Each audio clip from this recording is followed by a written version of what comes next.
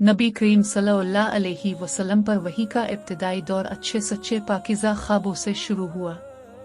अब सल्लल्लाहु अलैहि वसल्लम ख्वाब में जो कुछ देखते वो सुबह की रोशनी की तरह सही और सच्चा साबित होता। फिर मनजानिब कुदरत अब सल्लल्लाहु अलैहि वसल्लम तन्हाई पसंद हो गए और अब सल्लल्लाहु अलैहि वसल्लम ने गार हिरा में खलवत नशीनी इख्तियार फरमाई और कई कई दिन और रात वहाँ मुसलसल इबादत और याद इलाही और जिक्र व फिक्र में मशगूल रहते। जब तक घर आने को दिल न चाहता तो शाह हमरा लिए हुए वहाँ रहते।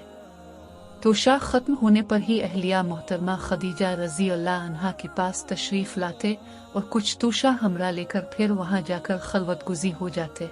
यही तरीका जारी रहा यहाँ तक कि अब सल्लल्लाहु अलैहि वसल्लम पर हक मुनकशिफ हो गया और अब सल्लल्लाहु अलैहि वसल्लम गार हिरा ही में क़याम पजीर थे कि अचानक जिब्राइल अलैहिस्सलाम अब सल्लल्लाहु अलैहि वसल्लम के पास हाजिर हुए और कहने लगे कि ये मोहम्मद पढ़ो। अब सल्लल्लाहु अलैहि वसल्लम फरमाते हैं कि मैंने कहा कि मैं पढ़ना नहीं जानता।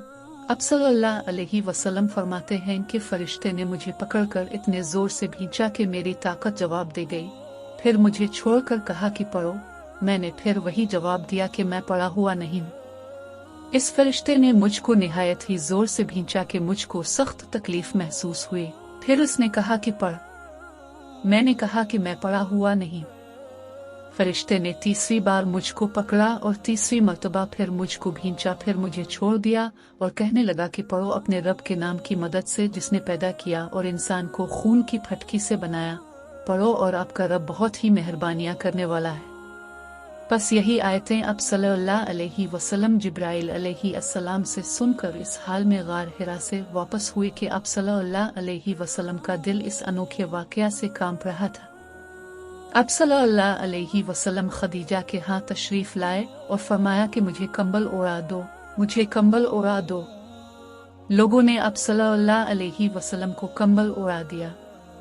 जब अब सल्लल्लाहु अलैहि वसल्लम का डर जाता रहा तो अब सल्लल्लाहु अलैहि वसल्लम ने अपनी ज़ौजा मोहतरमा खदीजा रज़ी अल्लाह अन्हा को तफसील के साथ ये वाकया सुनाया और फरमाने लगे कि मुझको अब अपनी जान का खौफ हो गया है। अब सल्लल्लाहु अलैहि वसल्लम की अहलिया मोहतरमा खदीजा रज़ी अल्लाह अन्हा ने अब सल्लल्लाहु अलैहि वसल्लम की ढारस बंधाई और कहा कि आपका ख्याल सही नहीं। अल्लाह की कसम, आपको अल्लाह कभी रुस्वा नहीं करेगा। अब तो अखलाक फाजला के मालिक हैं, अब तो कुंबा परवर हैं। बेकसों का बोझ अपने सर पर रख लेते हैं, मुफलिसों के लिए आप कमाते हैं। मेहमान नवाजी में अब बेमिसाल हैं और मुश्किल वक्त में आप अमर हक का साथ देते हैं। ऐसे औसाफ हसना वाला इंसान यूं बेवक्त जिल्लत और ख्वारी की मौत नहीं पा सकता। फिर मजीद तसल्ली के लिए खदीजा रज़ी अल्लाह अन्हा अब सल्लल्लाहु अलैहि वसल्लम को वर्का बन नौफल के पास ले गई, जो उनके चचाजाद भाई थे और ज़माना जाहिलियत में नसरानी मजहब इख्तियार कर चुके थे और इब्रानी ज़बान के कातिब थे। चुनांचे इंजील को भी हसब मंशाए खुदावंदी इब्रानी ज़बान में लिखा करते थे। इंजील सरयानी ज़बान में नाजिल हुई थी, फिर इसका तर्जुमा इब्रानी ज़बान में हुआ। वर्का इसी को लिखते थे। वो बहुत बूढ़े हो गए थे, यहाँ तक कि उनकी बीनाई भी रुखसत हो चुकी थी।